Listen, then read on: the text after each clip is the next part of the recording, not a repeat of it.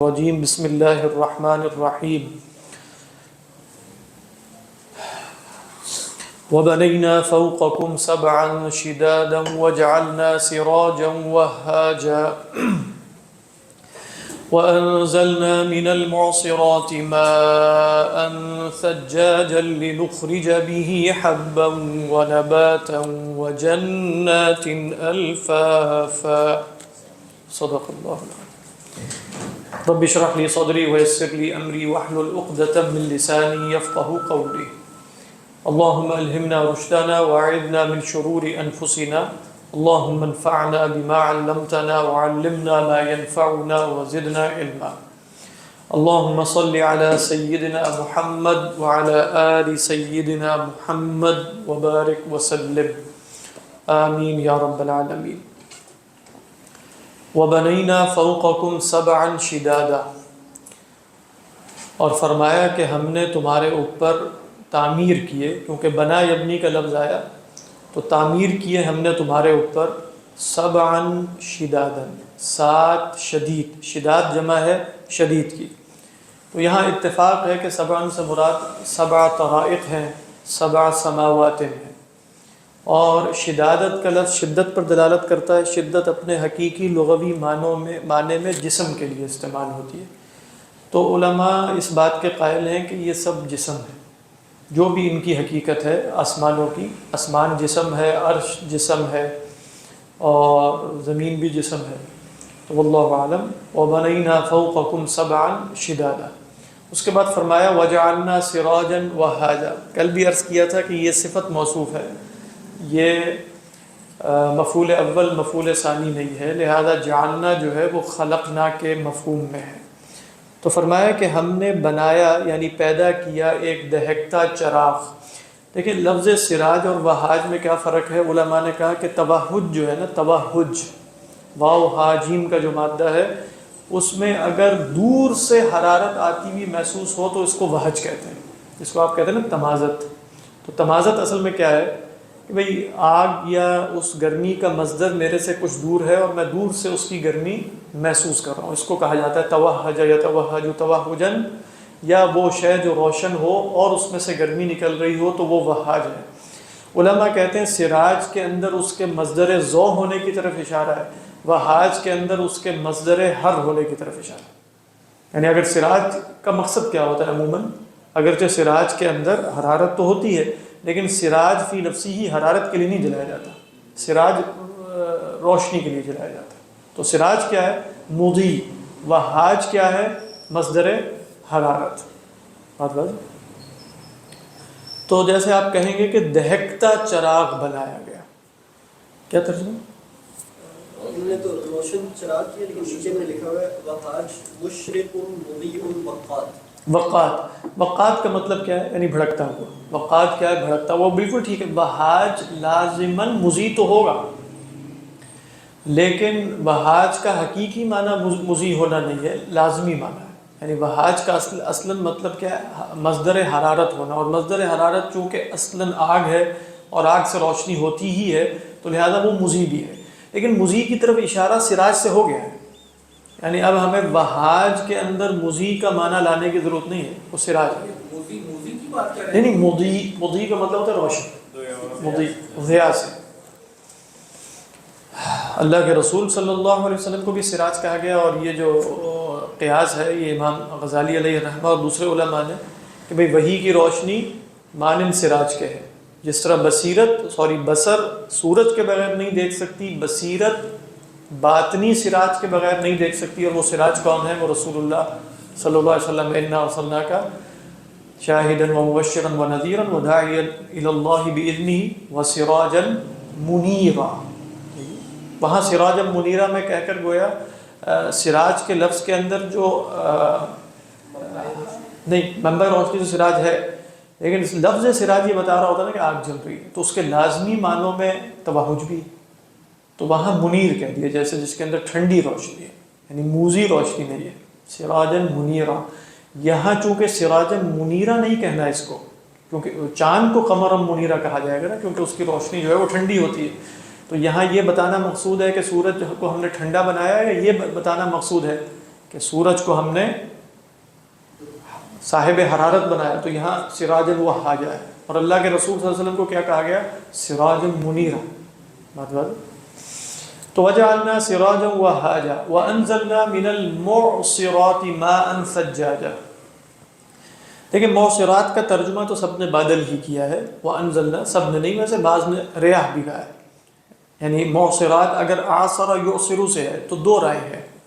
ایک رائے یہ ہے کہ آثر یعصر بمانا نچوڑنا ہی ہے، جیسے عصر یعصر. وہ جو صاحب تھے حضرت یوسف علیہ السلام کے ساتھ، انہوں نے کیا کہا؟ انی ارانی اعصر خمرا. تو عصر یعصر ہے نچوڑنا.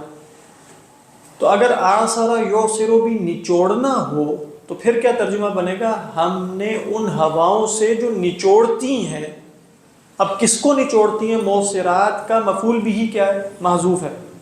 وہ مفعول بھی ہوگا بادل، یعنی ہم نے ان ہواؤں سے جو بادلوں کو نچوڑتی ہیں کیا اتارا؟ ماء ثجاجا. یہ ایک رائے ہے، اگرچہ یہ اتنی قوی نہیں ہے. زیادہ قوی ترجمہ ہے کہ یہاں ہوائیں مراد نہیں ہے بلکہ بادل مراد ہے. اچھا، اگر یہاں بادل مراد ہے تو پھر آثر یعصر کا کیا مطلب ہوگا؟ کہا کہ افعل یفعل جو ہے وہ وقت کے آنے کی طرف بھی اشارہ کرتا ہے. جیسے کہا جائے اجز الزرع، اجز الزرع، تو اس کا مطلب ہوتا ہے حان وقت جزیہ، اس کو کٹنے کا وقت آ چکا ہے. اجز، جز جزو کہتے ہیں کاٹنا. تو اجز حان وقت الجزاز، حان وقت الجزاز. سمجھ میں آ رہی ہے؟ تو آثر یعصر کا کیا مطلب ہوگا؟ حان وقت العصر، حان وقت العصر. عصر سے کیا مراد ہے؟ نچوڑنا. تو انزلنا من المعصرات کا کیا مطلب ہوگا؟ وہ بادل جو اب نچوڑنے لگے ہیں، جن کے برسنے کا وقت آ چکا ہے. سمجھ میں آ رہی ہے کہ نہیں بات؟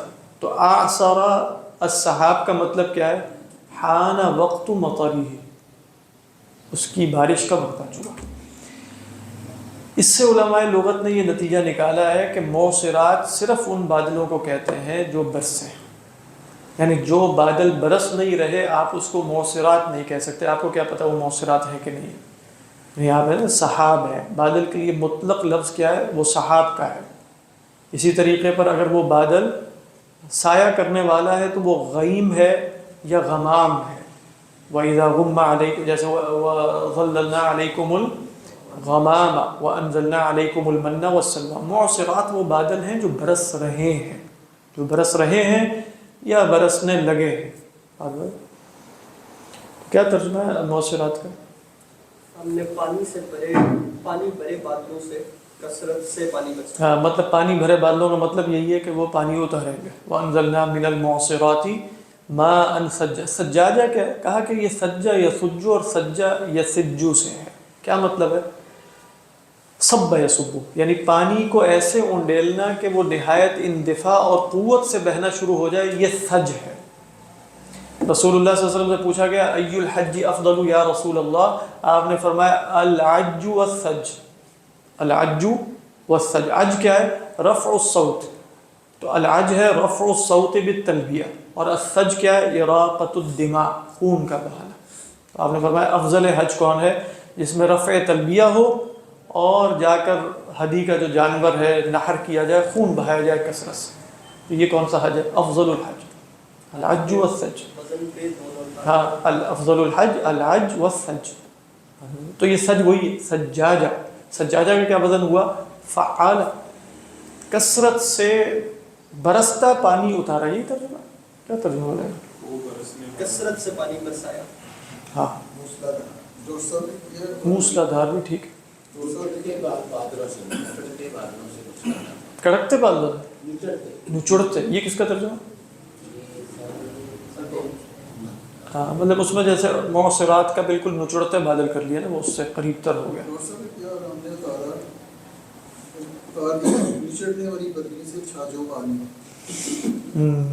ہاں،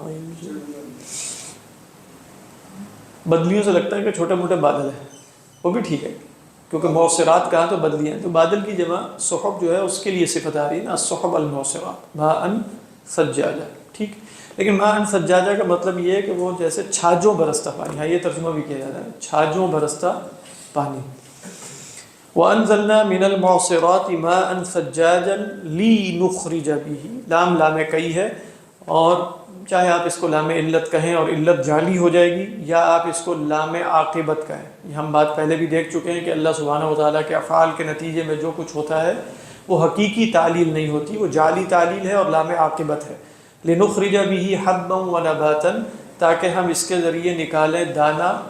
حب کہتے ہیں قوت کو، قوت سے مراد وہ جو انسان کے بنیادی اناج جن کو کہا جاتا ہے، یعنی چاہے وہ چاول ہو، وہ گندم ہو، وہ مکئی ہو، یا اس طرح کی جو بھی چیز ہو، وہ کیا ہے؟ حب.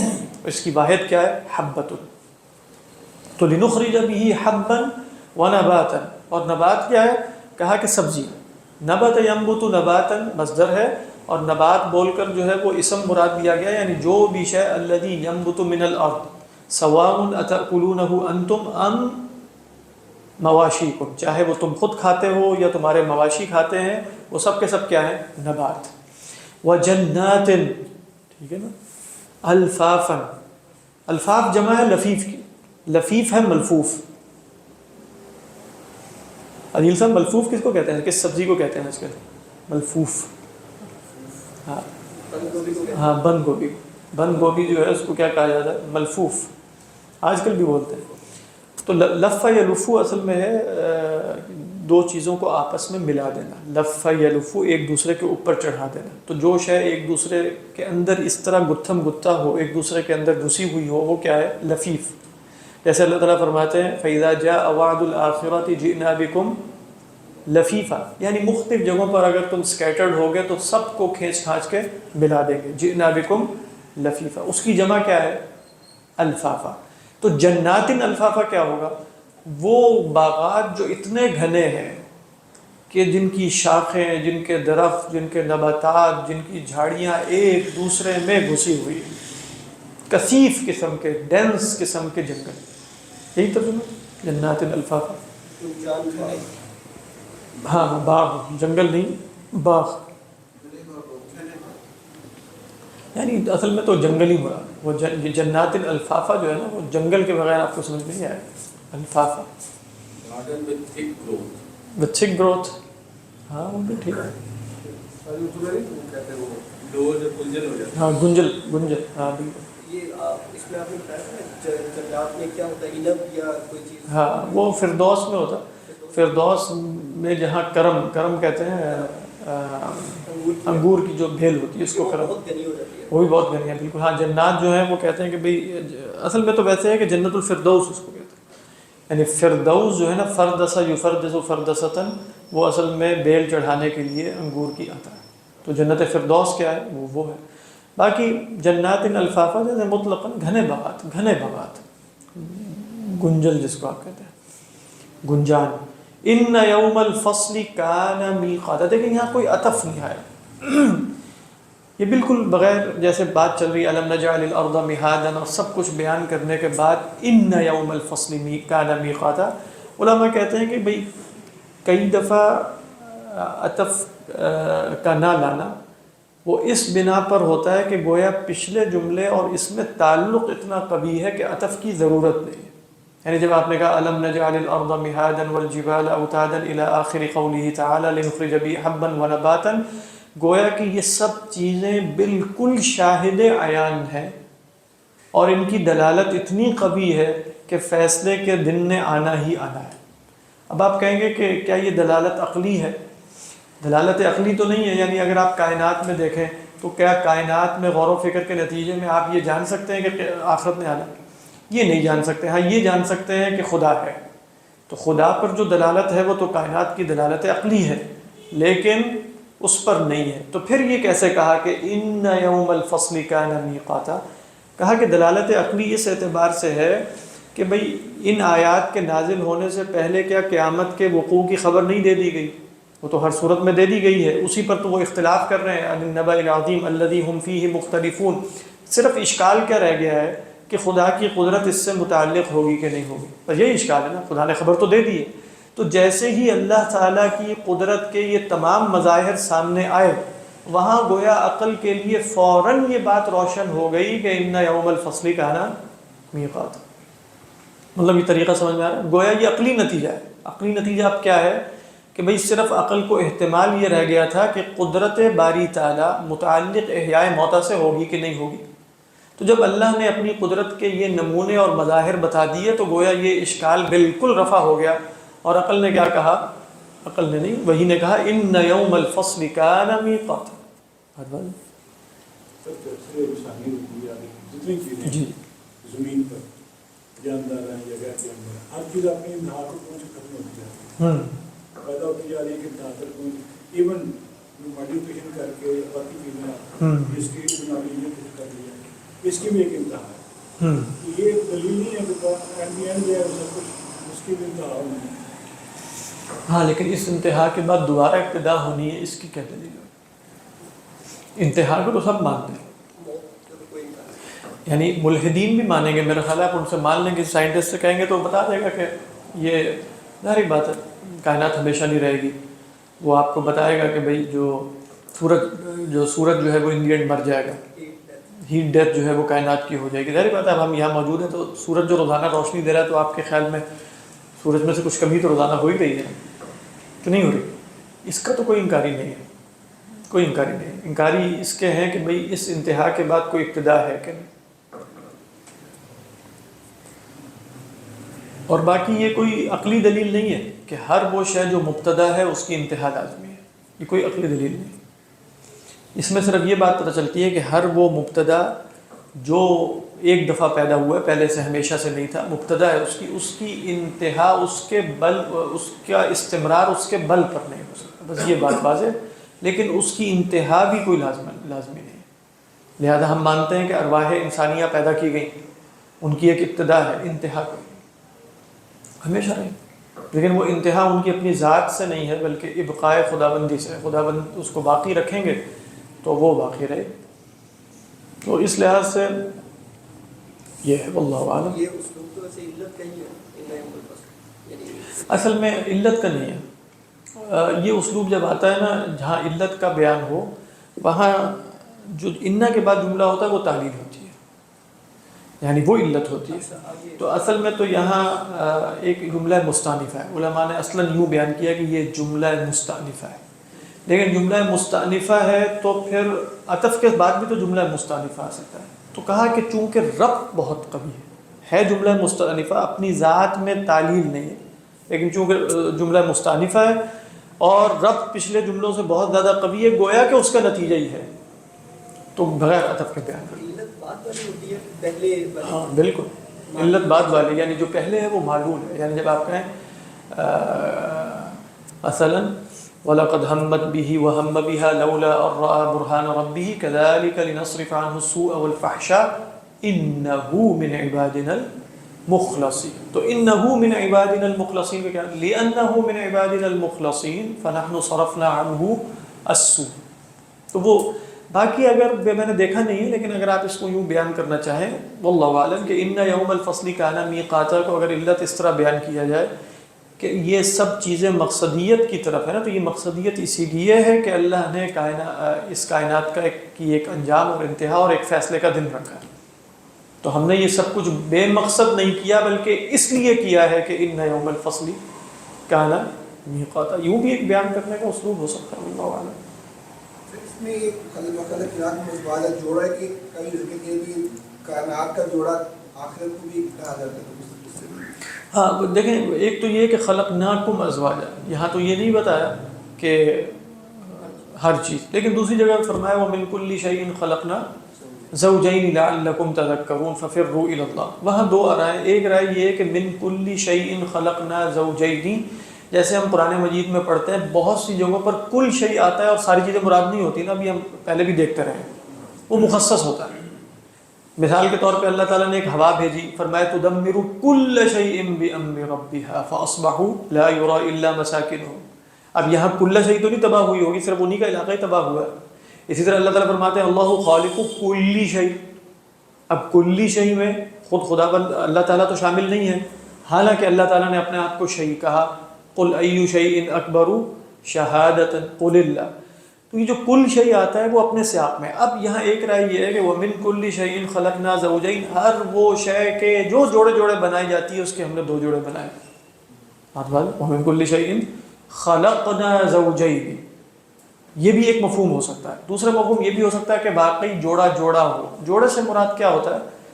مطلب مذکر مؤنث ہونا نہیں ہے، اس کے مانند یا اس کو مکمل کرنے والی کوئی شے ہوتی ہے۔ اس معنی میں اگر آپ لیں، انسان کو مکمل کرنے والی شے، مرد کو مکمل کرنے والی عورت ہے، عورت کو مکمل کرنے والی مرد ہے، کرنے والا مرد ہے، اور اس دنیا کو مکمل کرنے والی شے آخرت ہے۔ اس معنی میں آپ لے لیں، کوئی حرج نہیں، اور علماء نے لیا بھی کمپلیمنٹری۔ اللہ اعلم۔ یہ واضح تو نہیں ہوا کہ یہ جملہ مستعارف ہے جملہ مستعارف، علت نہیں، حقیقتاً یہ علت نہیں، یعنی یہ اللہ تعالیٰ کے کائنات میں نظم قائم کرنے کی علت آخرت کا آنا نہیں ہے، حقیقتاً ایسا نہیں۔ اور ویسے بھی اللہ کے افعال کی علت کوئی نہیں ہوتی، اور اللہ سبحانہ و تعالیٰ نے یہ اپنے افعال بیان کیے نا خاص طور پہ، تو یہ حقیقی علت تو کسی صورت میں بھی نہیں ہو سکتی۔ لیکن ویسے دیکھا جائے تو اللہ تعالیٰ نے کائنات کا نظم صرف اس لیے نہیں رکھا کہ آخرت آنی ہے، آخرت آنی ہو یا نہ آنی ہو، جب بھی اللہ کائنات برپا کریں گے تو اس کے اندر ایک نظم اور حسن اور جو کچھ بھی ہوگا وہ تو ہوگا ہی ہوگا۔ مثال کے طور پہ انسانوں کے سوا باقی جانداروں کے لیے بھی زمین رہنے کی جگہ ہے کہ نہیں؟ ان کے لیے بھی تمام ضروریات یہاں بہم پہنچائی گئیں کہ نہیں پہنچائی گئیں؟ لیکن ان کے لیے علت اصلاً یہ نہیں ہے کہ انہیں آخرت میں جنت یا دوزخ میں ڈالنا ہے، بس اللہ تعالیٰ ان پر کرم فرما رہے ہیں، رحم فرما رہے ہیں۔ تو یہ اصل میں جملہ مستانف ہے، لیکن میں بتا ہی رہا تھا کہ عطف کے ساتھ کیوں نہیں آیا، اس لیے کہ گویا ما قبل کا گویا نتیجہ ہی ہے۔ نتیجہ کیسے؟ اس لیے کہ تم اللہ کی قدرت نہیں مان رہے نا احیاء موتیٰ پہ، تو جیسے ہی تم یہ تمام امور دیکھو گے جو اللہ کی قدرت کے ہیں تو فوراً یہ کہہ نہیں دو گے کہ ہاں اب تو اللہ کی قدرت ہمیں سمجھ میں آ گئی، ان یوم الفصل کان میقاتا، یہ استدلال ہے۔ اس لیے آپ دیکھیں اچانک منتقل ہوئی بات، اور اس میں یہاں زیادہ قوی بات یہی لگتی ہے کہ یس اما یتساءلون عن النبأ العظیم میں بھی النبأ العظیم ہوا احیاء الموتیٰ ہے، دوبارہ جی اٹھنا، قیامت کا برپا ہو جانا، یہ نبأ عظیم ہے، واقعی یہ نبأ عظیم ہے، اس اعتبار سے کہ اللہ کے وجود کو وہ بھی مانتے تھے لیکن آخرت کو نہیں مانتے تھے، تو ان کے لیے جو بڑی خبر تھی جو نبی نے آ کر بتائی وہ کیا ہے؟ آخرت انکم لتموتون کما تنامون ثم لتبعثن کما تستيقظون، یہ واللہ اعلم۔ تو وہ فرمایا ان یوم الفصل کان میقاتا، بے شک قیامت کا دن ایک وقت مقرر پر تھا یا ہے، دونوں ترجمے کانا کے ہو سکتے ہیں۔ میقات کیا ہے؟ علماء نے کہا میقات ایک تو وقت کی جگہ ہے یا وقت کا وقت ہے، وقت کا وقت ظرف کا ظرف ہے، یعنی وقت کے وقت کا مطلب ہے آپ کے احرام باندھنے کا وقت آ گیا، لیکن اصلاً وہ جگہ ہوتی ہے، یعنی میقات کیا ہے؟ وہ جگہ جو آپ کے لیے احرام کے وقت کو متعین کر دے گی، تو وہ کیا ہے؟ میقات ہے، یہاں سے لیٹ نہیں کر سکتے آپ اسے۔ اور علماء کہتے ہیں کہ میقات جو ہے وہ وقت مقرر کو بھی کہتے ہیں، وقت مقرر۔ تو ان یوم الفصل کان میقاتا ای کان موعدا مؤقتا، مؤقت کس کو کہتے ہیں؟ ہم تو مؤقت اردو میں کہتے ہیں کہ یہ موقت شے ہے، یعنی وقتی ہے، نہیں، موقت کا مطلب اس کا وقت طے کیا گیا۔ تو کان میقاتا کا مطلب کیا ہے؟ موعدا مؤقتا، ایک وقت اس کا طے کر دیا گیا، کان میقاتا۔ ان یوم الفصل کان میقاتا، اور یوم الفصل بھی بات واضح ہو رہی ہے کہ فصل سے مراد الفصل بین الناس، لوگوں کے درمیان، فصل یفصل فصلا، فصل کا لغوی مطلب ہوتا ہے جدا کر دینا، کاٹ دینا۔ تو ان یوم الفصل میں بعض علماء نے کہا کہ وہ دن کہ جو رشتہ داریوں اور اسباب کو کاٹ دے گا، یہ بھی مراد ہو سکتی ہے۔ اور اس کی طرف بھی اشارہ ہم سورہ ممتحنہ میں پڑھ چکے ہیں، کہا لن تنفعکم ارحامکم ولا اولادکم یوم القیامت یفصل بینکم، یہ ارحام میں قیامت کے دن اللہ جدائی ڈال دے گا، واللہ اعلم۔ یوم ینفخ فی الصور، تو یہ بھی ہو سکتا ہے کہ کانا میقاتا کے اندر جو مفہوم ہے نا کہ کانا میقاتا سیقع فی الوقت، تو اس کا ظرف ہو یوما، کب وہ واقع ہوگا؟ یوما۔ اور یہ بھی ہو سکتا ہے اذکر یوما، یاد کرو اس دن کو، یوم ینفخ فی الصور، جس دن سور میں پھونکا جائے گا، نفخ ینفخ، فتأتون، تو علماء نے کہا معذوف یہ فتأتون ای فتخرجون من القبور افواجا، تو پھر تم آ جاؤ گے قبروں سے نکلتے ہوئے، یعنی فوج در فوج، اور افواجن حال ہے تأتونا میں واو کی ضمیر کا۔ وَفُتِحَتِ السَّمَاء اور آسمان کھول دیے جائیں گے، جیسے فرمایا یوم تشقق السماء بالغمام ونزل الملائکۃ تنزیلا، تو فرمایا وفتحت السماء، تو آسمان کیا ہو جائے گا، فکانت ای فصارت، کانا صارت کے معنی میں آ جاتا ہے، تو وہ ہو جائے گا ابواباً، دروازے اور اس میں سے فرشتے اتر رہے ہوں گے۔ بات بات ہے، قیامت کے دن کا منظر ہے، وجاء ربک والملک صفا وصفا هل ينظرون الا ان ياتيهم الله في ظلل من الغمام والملائكة وقضي الامر والى الله ترجع الامور۔ اور جو سورہ فرقان کی آیت پڑھی یوم تشقق السماء بالغمام، اسی طرح فاذا انشقت السماء فكانت وردة كالدهان اذا السماء انشقت واذنت لربها وحقت، تو فرمایا فكانت ابوابا وسيرت الجبال، اور پہاڑوں کو چلا دیا جائے گا، چلانے سے مراد یہ ہے کہ اپنی جگہوں سے ہٹا دیا جائے گا۔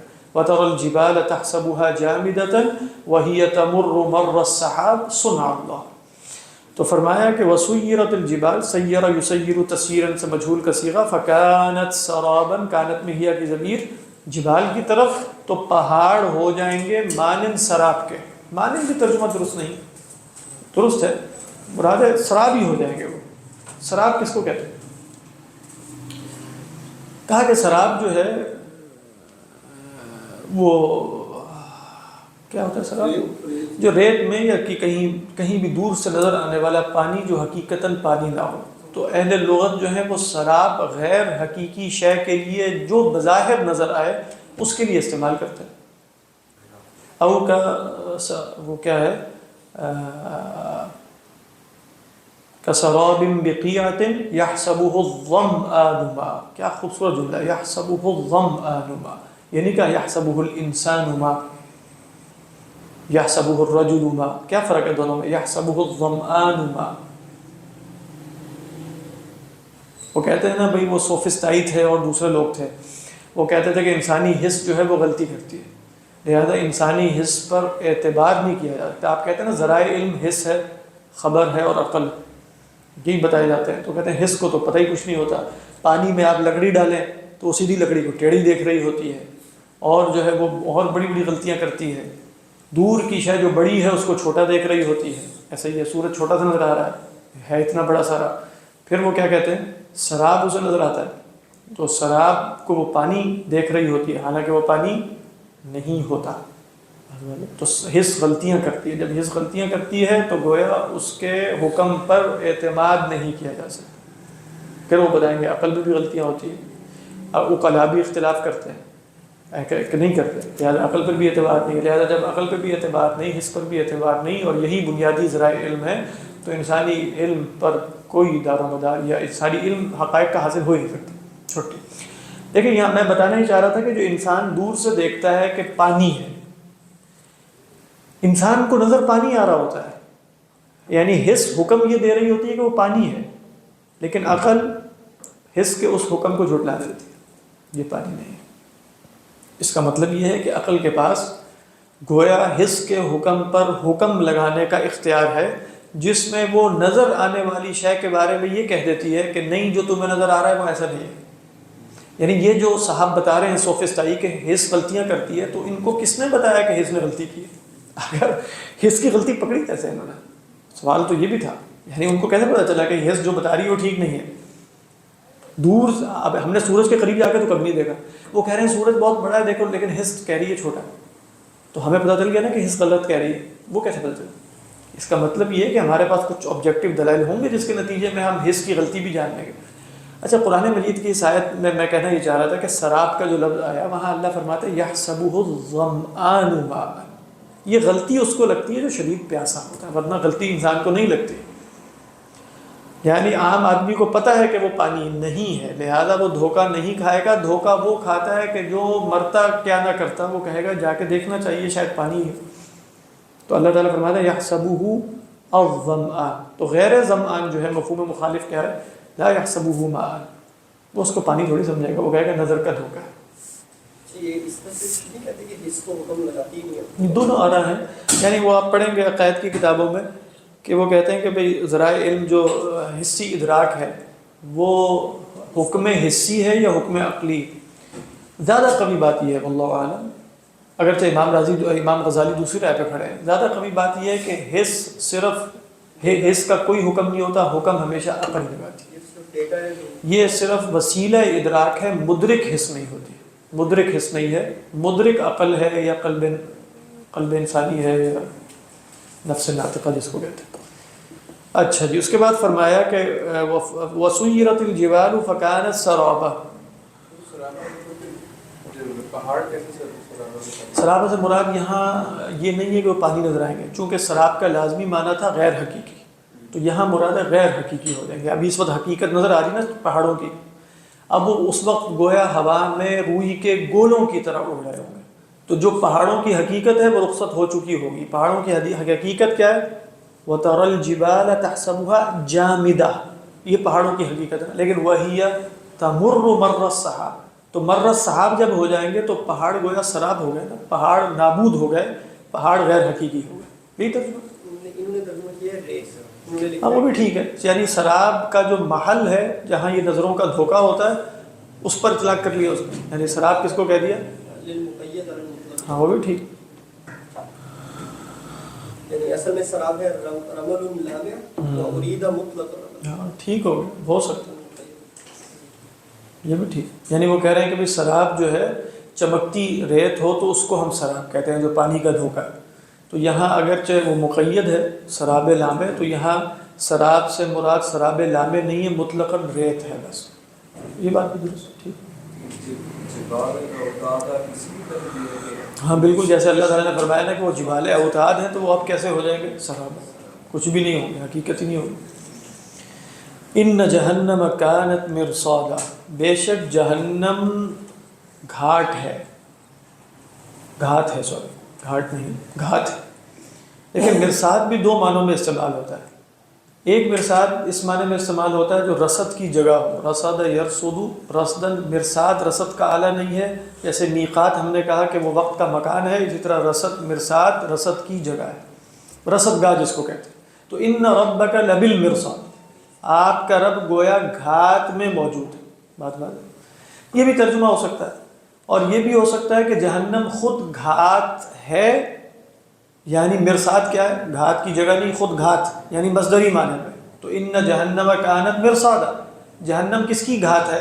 للطاغین مآبا، تو گھات کا کیا مطلب ہوگا؟ یعنی گھات کا مطلب ہی اللہ تعالیٰ نے مآبا کہہ کے اس کا بدل بیان کر دیا، یعنی ان جہنم کانت مرصادا للطاغین ایش مآبا، یا یہ ہے کہ جہنم گھات میں ہے، یہ بھی ہو سکتا ہے، یعنی جہنم خود گھات نہیں ہے بلکہ جہنم گھات میں ہے، کس کے لیے؟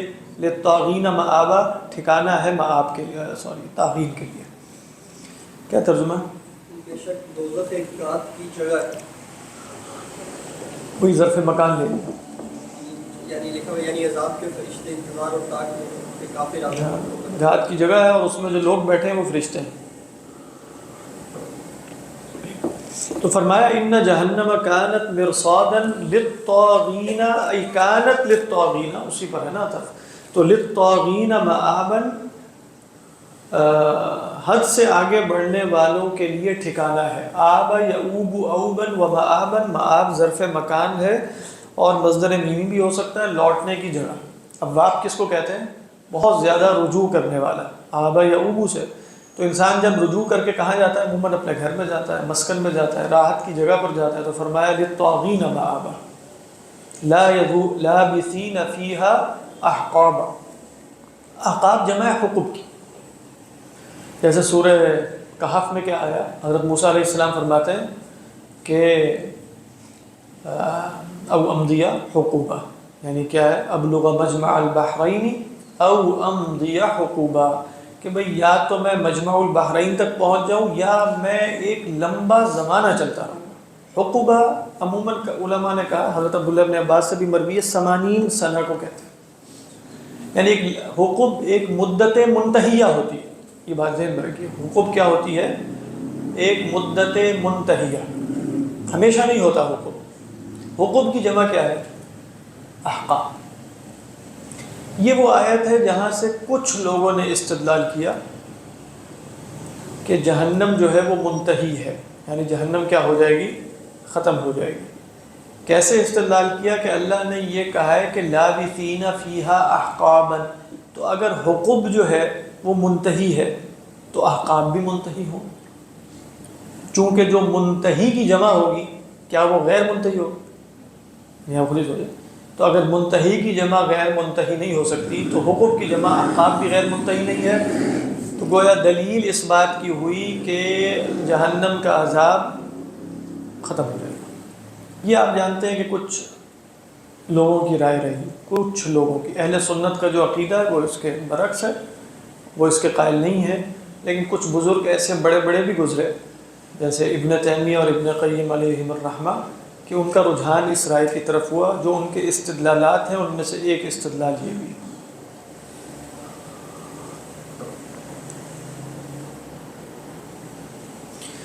علماء نے اس استدلال کا انکار کیا۔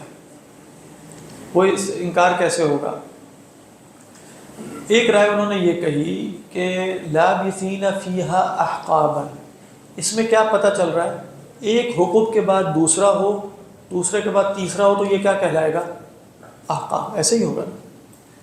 لیکن کیا اس سے یہ بات معلوم ہو رہی ہے کہ وہ احقاب کا سلسلہ لازماً منتہی ہوگا؟ یعنی اگر کہا جائے لابثین فیہا احقابا، اگر کہا جاتا لابثین فیہا حقوبا، پھر تو واضح ہے کہ حقوبا عربوں کے ہاں محدود مدت کے لیے آتا ہے، چاہے وہ 40 سال ہیں، 80 سال ہیں، جتنے بھی ہیں۔ لیکن یہاں اللہ تعالیٰ فرماتے ہیں احقابا، تو اس کا مطلب کیا ہے؟ ایک مدت کے بعد دوسری مدت آئے گی، دوسرے کے بعد تیسری آئے گی، تیسرے کے بعد چوتھی آئے گی۔ اس آیت میں یہ دلیل نہیں ہے کہ یہ لازماً منتہی ہوگی۔ لابثین فیہا احقابا میں یہ بھی ہو سکتا ہے کہ حقوب بعد حقوب الی غیر نہایہ، الی ما لا نہایہ، یہ ممکن ہے کہ نہیں؟ فی نفسی ہی یہ ممکن ہے، فی نفسی تو ممکن کہا کہ اگر یہاں یہ احتمال باقی ہے تو اس دو احتمال ہوئے نا کہ اما ان ینتہی و اما ان لا ینتہی، تو کس احتمال کو ہم تقویت دیں گے؟ جس پر دوسری آیات سے دلیل مل جائے۔ تو ہم کیا کہیں گے؟ لابثین فیہا احقابا هذه الاحقاب لن تنتہی، یہ احقاب کبھی ختم نہیں ہوں گے۔ جیسے ہم نے کہا کہ خالدین فیہا ما دامت السماوات والارض، ایسا ہے نا، تو ہم اس میں ہمیشہ رہیں گے جب تک زمین و آسمان رہیں۔ تو جب تک زمین و آسمان رہنے میں کیا یہ بات لازمی ہے کہ زمین و آسمان میں ختم ہونا ہی ہونا ہے؟ ضروری تو نہیں۔ ما دامت السما، اگر انسان ہمیشہ رہ سکتا ہے تو زمین و آسمان بھی ہمیشہ رہ سکتے ہیں۔ تو ما دامت السماوات والارض میں یہ کوئی دلالت نہیں ہے کہ زمین و آسمان لازماً منتہی ہیں تو یہ بھی منتہی۔ اسی طرح حقوق بعد حقوق، یہ سلسلہ منتہی ہونا کوئی عقلی استحالہ نہیں رکھتا، لا منتہی ہونا۔ عقلی استحالہ کب لازم آتا ہے؟ کب آتا ہے؟ ماضی میں لازم آتا ہے، نہ کہ مستقبل میں۔ مستقبل میں ہمیشگی ما لا نہایہ، اس میں کوئی بھی عقلی مسئلہ ہے کسی بھی اعتبار سے؟ غور کر کے بتائیے۔ الی ما لا نہایہ، الی ما لا نہایہ، الی ما قبلی، اس میں تو بہت مسائل، برہان تطبیق ہے اور بھی بہت چیزیں ہیں۔ عقلی طور پہ ممکن نہیں ہے کہ میرے سے پیچھے لامتناہی زمانہ اور حوادث ہوں۔ میرے سے آگے لامتناہی زمانہ اور حوادث ہو سکتے ہیں؟ لیکن لامتناہی تو جس بھی وقت، ہاں، یعنی وہ لامتناہی صرف اس اعتبار سے ہے کہ وہ بالقوہ ہے، بالامکان کبھی بھی۔ یہاں اصل میں فرق کیا ہے؟ یہاں تو بالقوہ نہیں بلکہ بالفعل، بالامکان نہیں، سوری، بالفعل، بالفعل ہو چکا ہے نا۔ اگر میں یہاں موجود ہوں اور میرے سے پیچھے حوادث مالا نہایہ ہے تو وہ بالفعل واقع ہو چکے ہیں نا۔ مستقبل میں تو کبھی بھی مالا نہایہ ہوگا نہیں۔ لہذا یہ کہنا کہ حقوق کی جمع احقاب لازماً منتہی ہونی چاہیے، ہم بھی یہی مانیں گے، منتہی ہی ہوگی ہمیشہ، کبھی بھی وہ وقت نہیں آئے گا کہ ہمیشگی جو ہے وہ اچیو ہو جائے۔ تو لہذا ایک حقوق کے بعد دوسرا، دوسرے کے بعد تیسرا، الی ما لا نہایہ، ہمیشہ وہ احقاب محدود رہیں گے کہ لا محدود ہوں گے؟ محدود ہی ہوں گے، اس میں کوئی مسئلہ نہیں۔ بات واضح ہے کہ خالدین فیہا ابدا اور دوسرا فرق کرتے ہیں؟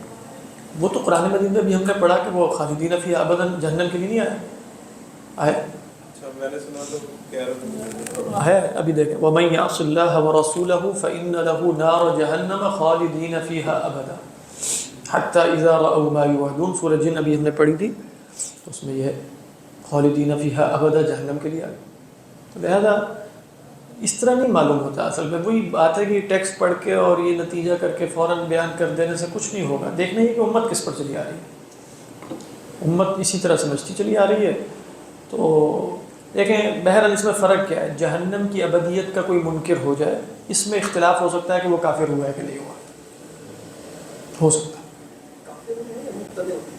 نہیں کافر ہونے میں مبتدی تو ہے. وہ کافر ہونے میں اختلاف ہو سکتا ہے کہ کافر ہوا یا نہیں ہوا. ہو سکتا ہے وہ کافر نہ ہو. جنت کی ابدیت کا انکار کرنے والے پر اتفاق ہے کہ وہ کافر ہوتا ہے. بات واضح ہے. جنت ابدی ہے, اس کا جو انکار کرے گا وہ کفر پر پہنچ جائے گا. ہاں جہنم کا انکار اس ہے کفر بھی ہو سکتا ہے اور غیر کفر بھی ہو سکتا ہے. اس میں نصوص قطعی نہیں ہے. قطعی سے مراد یہ ہے کہ اس میں جیسے کچھ تعویلات کی گنجائش بعید ہے جس کی بنا پر شاید کفر کا حکم, جیسے ایک یہ ہے کہ قرآن مجید میں جنت اور جہنم پہ جب ایک ساتھ ذکر آئے گا تو وہاں اگر ابدا ہے تو اس کے ساتھ ابدا نہیں ہوتا. یہ جو جگہ میں نے پڑھی ہے یہ الگ سے آیا, یہ ایک سامنے مقابلے میں نہیں آیا. پھر اسی طریقے پر کچھ احادیث ہیں جو صحابہ سے مروی ہیں جو ضعیف ہیں جن سے استدلال کیا ان بزرگوں نے. حیرت کی بات, لیکن عقیدے کے مسئلے میں اس طرح کی روایت جو ویسے ضعیف ہے اس سے استدلال نہیں ہو سکتا, لیکن استدلال کر لیا. ایک وقت آئے گا کہ جہنم میں کوئی نہیں ہوگا. لیکن یہ مسئلہ ان چیزوں کی بنا پر کہ کچھ شبہ وارد ہو سکتا ہے, اس مسئلے میں یہ اختلاف ہو سکتا ہے کہ یہاں تکفیر کی جائے یا نہ کی جائے. بہت سے علماء تکفیر کر دیں گے, بہت سے نہیں بھی کریں گے. تو یہاں تکفیر کیا رہے گی؟ اجتہادی. جہاں تکفیر اجتہادی ہوتی ہے وہاں کیا اصول ہوتا ہے؟ میں یہ نہیں کہوں گا کہ من لم یکفر ہو فہو کافر. تکفیر اجتہادی میں یہ نہیں کہا جا سکتا بھائی جس نے تکفیر نہیں کی نا, جس نے کافر نہیں کہا وہ بھی کافر ہے. وہ کہاں ہوتا ہے؟ وہ تکفیر قطعی میں ہوتا ہے. بات سمجھ میں آ رہی ہے؟ دوسرا جواب جو ہے نا وہ جو زجاج ہیں انہوں نے دیا, اس زجاج کا جواب بھی بہت عمدہ ہے. وہ فرماتے ہیں کہ یہ لا یذوقون اصل میں اس کا حال ہے, یعنی لابثین بھی حال ہے للطاغین, اور لابثین سوری یہ تو طاغین کا بدل ہے, للطاغین مآبا لابثین, یا الطاغین کا حال بھی. دوسرا حال کیا ہے؟ لا یذوقون فیہا بردا ولا شرابا. کیا مطلب؟ ایک لمبا عرصہ ایسے رہیں گے, بہت لمبا عرصہ, محدود. اب کیا ہم کہہ رہے ہیں؟ احقاب محدود ہیں کہ جس میں وہ برد اور شراب نہیں چکھیں گے. سمجھ میں آ رہی ہے کہ نہیں بات؟ یعنی چکھیں گے اس کے بعد چکھیں گے. کیا مطلب چکھیں گے؟ کہا کہ جہنم میں ایک عذاب زمہریر کا بھی ہے. سمجھ میں آ رہی؟ جیسے فرمایا کہ اہل جنت کے بارے میں کہ لا یرون فیہا شمسا ولا زمہریرا. تو زمہریر جہنم کے درکات میں سے ایک درکہ ہے جہاں صرف ٹھنڈ ہے. اسی لیے اللہ تعالیٰ فرماتے ہیں بھڑکتی ہوئی آگ کی جگہ والعیاذ باللہ الگ ہے. یطوفون بینہا بین الجحیم و بین حمیم آن. تو وہ فرماتے ہیں کہ دیکھو یہاں احقابہ میں جو ہے نا وہ ہے لا یذوقون فیہا بردا ولا شرابا الا حمیما وغساقا. ایک لمبا عرصہ عذاب کی صرف یہ کیفیت ہے جو یہاں بتا دی ہے, اس کے بعد عذاب کی کچھ اور کیفیات ہیں جو یہاں نہیں بتائی گئی. یہ سمجھ میں آ رہی ہے کہ نہیں؟ یہ کس کی رائے ہے؟ زجاج. ممکن ہے ویسے. کیوں ممکن ہے؟ اس لیے کہ یہ لابثین فیہا احقابہ کے بعد حال ہی بن کے آ رہا ہے نا, جملہ حالیہ. لابثین فیہا احقابا حال کونہم لا یذوقون فیہا بردا ولا شرابا. تو فی هذه الاحقاب التي هم سيعيشون فيها من غير برد ولا شراب. اما بعد هذه الاحقاب فربما سيعذبون بعذاب البرد ايضا. یہ بھی ممکن. یہ دوسری رائے. تیسری رائے مجھے عمدہ لگی حضرت امام زمخشری کی. وہ رائے یہ ہے کہ لا یذوقون فیہا بردا ولا لابثین فیہا احقابا. وہ کہتے ہیں احقاب جمع حقوب کی ہے, لیکن ذرا لغت میں جا کے دیکھو تو اس کے اور بھی معنی, پھر میں نے دیکھے ویسے تو واقعی وہ سارے معنی اہل لغت نے جو مستند علماء ہیں سب نے بیان کیے ہیں. وہ کیا ہے کہ حقیبہ یحقبو کہتے ہیں. حقیبہ العام یا حقیبت السنہ کہ جس میں بارش نہ ہو, یعنی بالکل جس میں خیر کوئی نہ ہو. وہ کیا ہے؟ اسی طرح رجل احقب لا خیر فی, رجل احقب لا خیر فی, امرأۃ الحقبہ لا غیر فیہا. حقیبہ یحقبو کا کیا مطلب ہے؟ جیسے بالکل خیر سے عاری ہو جانا، اس کی جمع احقب ہے، کہہ رہے ہیں اس کا واحد احقب ہے، اس کی جمع آتی ہے حقوب، اس کی بھی جمع آتی ہے احقاب، جمع الجمع. تو ترجمہ کیا بنے گا ان کے خیال میں؟ لابثین فیہا احقابا، اس میں رہیں گے. اب احقابہ کا تعلق زمن سے نہیں ہے، حال ہے. لابثین فیہا کیف یعیشون فیہا احقابا جمع حقوب. کیا ترجمہ بنے گا؟ ہر قسم کے خیر سے عاری، ہر قسم کی نعمت سے محروم، اس حالت میں رہیں گے. یہ بھی ممکن. تو جب اتنے سارے احتمالات ہیں اور لغت کے اعتبار سے احتمالات موجود ہیں، تو اذا جاء الاحتمال بطل الاستدلال، اور خاصتاً اگر وہ استدلال اتنی ساری نصوص کے مقابلے میں ہو. ذہن میں سمجھ میں آ رہی؟ اس کو فیزز بھی کہا جا سکتا ہے، جس طرح دوسری رائے آپ نے کہی. پہلی رائے میں بھی فیزز ہیں، فیزز کیونکہ احقاب جب آپ نے کہا جمع ہے حقوق کی، تو حقوق ایک فیز ہے، پھر ایک فیز ہے، پھر ایک فیز ہے، کتنے مرحلہ وار، لامحدود لامحدود. اور ہم نے کہا کہ مستقبل میں کبھی بھی فیزز لامحدود ہو ہی نہیں سکتے. خود ہی سوچئے، کیا مستقبل میں لامحدودیت ہو سکتی؟ نہیں ہو سکتی. ہو سکتی ہے روکیش؟ مستقبل میں لامحدودیت ہو سکتی ہے، ایکچولائز بھی ہو سکتا ایکچولائز ہو سکتی ہے لامحدودیت مستقبل میں.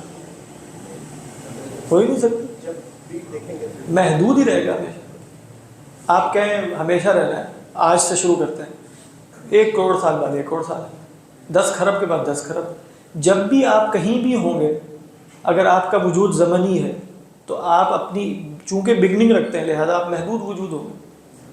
لامحدود وجود وہ ہوگا جس کی ابتدا کوئی نہیں، وہ خدا کے سوا کوئی نہیں، وہ واجب الوجود ہے. باقی جس کی بھی ابتدا ہے اس کی انتہا ہے.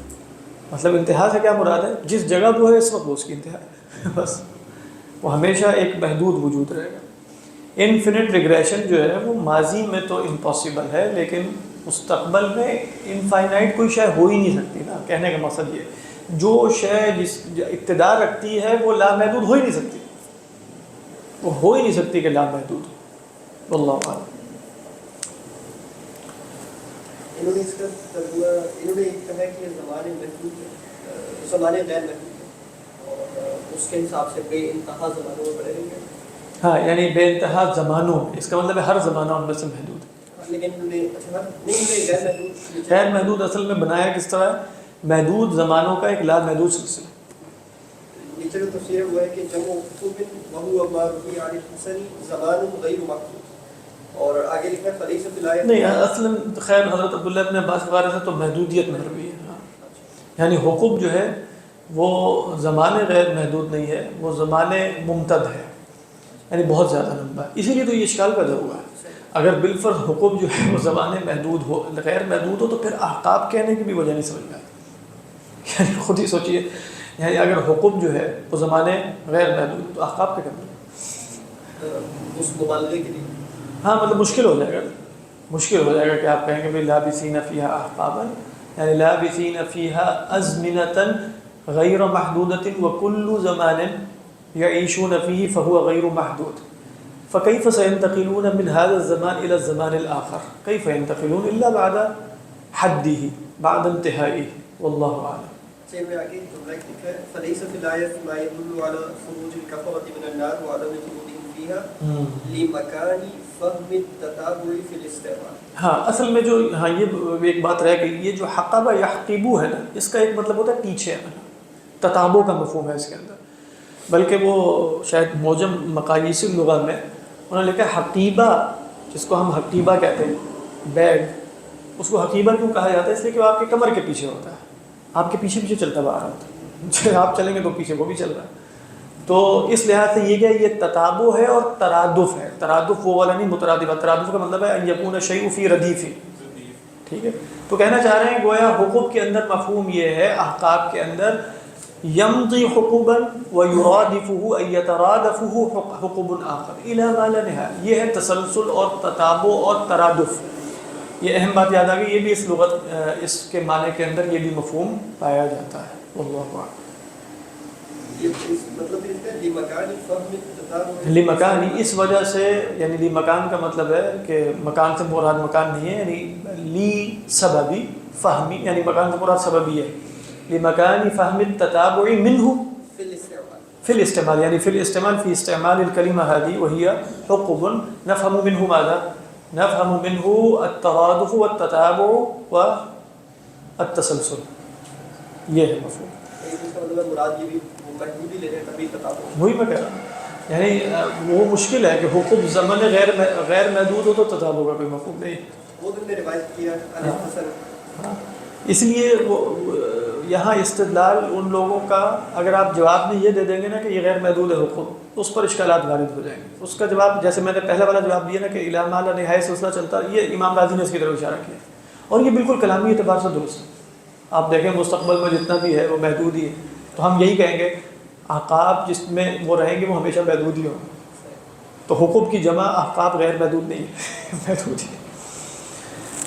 اچھا ہے وہ، اگر آپ کا ذہن تھوڑا کلامی سا ہو نا تو اس کی وجہ سے اس طرح کے اشکالات ویسے ہی سارے غائب ہو جاتے ہیں، ہوا میں اڑ جاتے ہیں اللہ کے فضل سے.